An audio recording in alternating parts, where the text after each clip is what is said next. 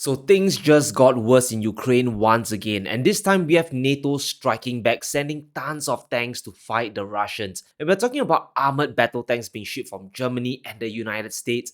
And I think this represents a clear escalation of the war, and I don't see any peace talks happening. Both sides are going to push for total victory or nothing. There's likely no middle ground left. And according to reports, America agrees to ship its flagship product, the M1 Abrams tanks, to Ukraine. In fact, they are sending as many as 31 tanks to the front, and we're talking about advanced Abrams tanks worth $400 million. Plus, Germany is also doing their part, confirming they will provide Ukraine with 14 Leopard 2 tanks. Now, this is really surreal because we have officially crossed the Rubicon in this escalation where fighting is going to get even more brutal. Now, why is this happening? Why is the West pouring even more money into Ukraine? Now, most likely is because of the fall of Solidar to the Russians, and now Bakhmut is under siege and might be taken next.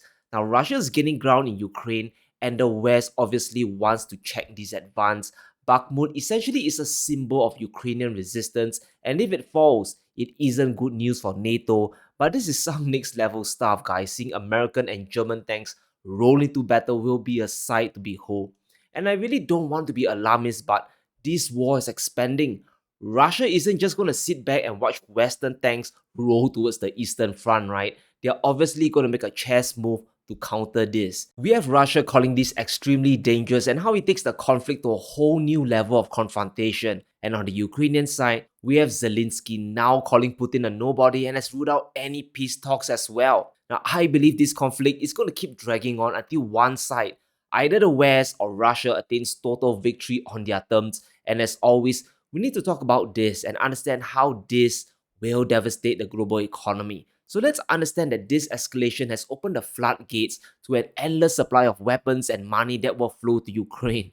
Now, Germany went from offering to send 5,000 helmets 12 months back to now sending them main battle tanks. And now Ukraine's appetite is growing. Zelensky now wants fighter jets from NATO after getting his battle tanks, and this is a very worrying situation. Sure, right now Olaf Scholz is saying that it is impossible to send combat aircraft, but anything can happen down the road. And I mean, what's next? Warships or even submarines? Because if fighter jets are sent, it is a much different animal than a tank that has to traverse all the vast swaths of land, right? All it takes is for a NATO jet to fly into Russian territory, and we'll have an insane escalation that could spell the end. And what I am hopeful about is that NATO will not put boots on the ground. Olaf Scholz knows the danger, and he promised that we will not send ground troops under any circumstances. I have said there will be no direct involvement of NATO soldiers in the Ukraine war.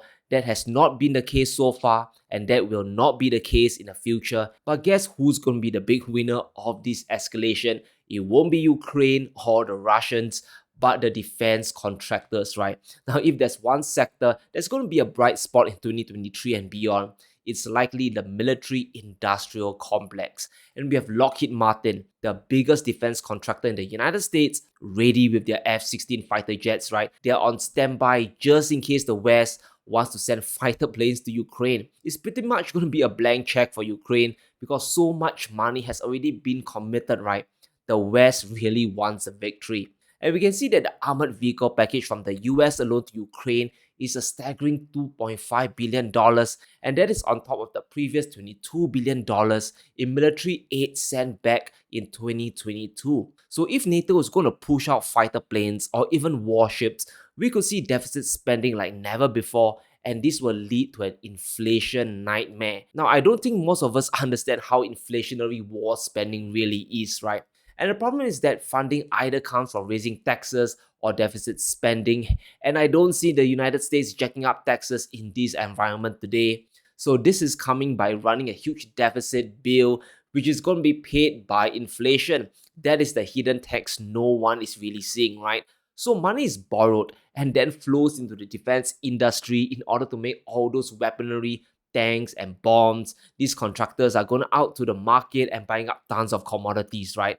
And in order to build the war machine, you need oil and gas, you need huge amounts of industrial metals like iron, copper, and silver, and that is going to reduce the supply of commodities in the world, which will affect you and me as well. And it's a really simple equation.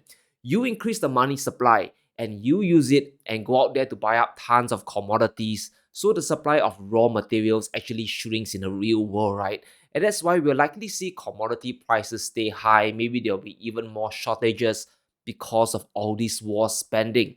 And that's going to affect gas prices at the pump, how much home prices will cost, because the materials, all the raw materials, guys, are now going to be more expensive. And we are all not isolated from the effects of the Ukraine conflict.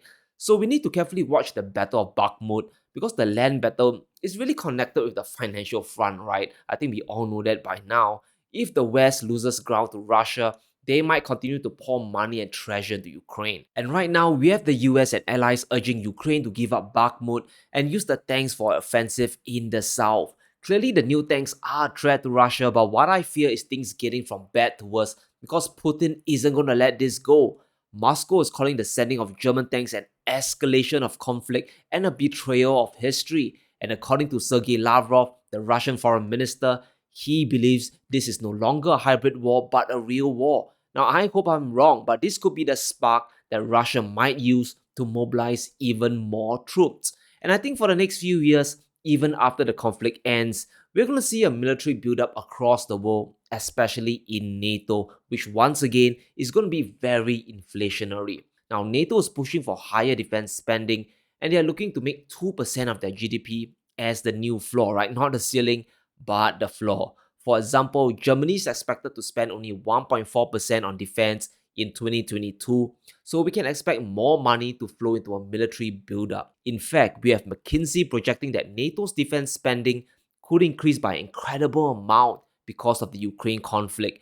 We can see the baseline forecast is just a 14% increase through 2026, but NATO could increase spending by up to 65%, pouring in an additional 453 billion euros. So if the EU replenishes their inventory to Cold War levels, we're going to see a military build-up like no other over the next few years. And it's not just the EU that's going to build up their war inventories. The United States is also going to ramp up their spending to rearm.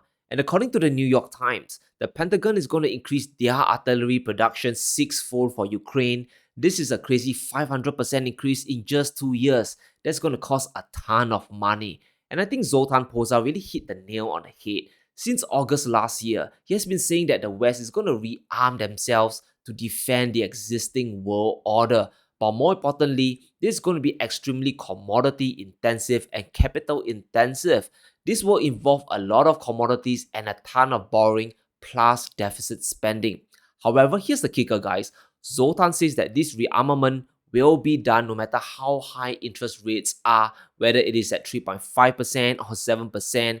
The West will have to do it and get into further debt to defend their interests. So we have to realize that even though rates are high, inflation is still going to be a problem and deficit spending is not going to stop. The national debt will continue to balloon up.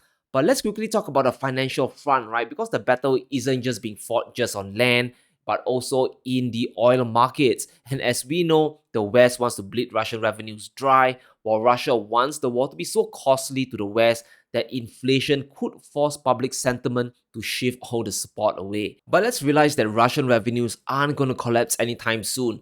Both sides are being funded by different sources, right? The West is funding the conflict through deficit spending, while Russia is being supported by oil sales to India and China. And in fact, India is about to overtake China as the top buyer of Russian energy. And we can see that even after the price cap in December, India and China's appetite for Russian crude is still going strong. And if you look at the overall trend, Asia in general is buying more oil from Russia. As we said before, the oil markets are being split into two, right? One part of the world, the G7, is denying Russian oil and they are paying more, while the other part, which is BRICS, is buying Russian crude and they are paying less. And this is why the West is suffering from high inflation while Russian revenues are still flowing.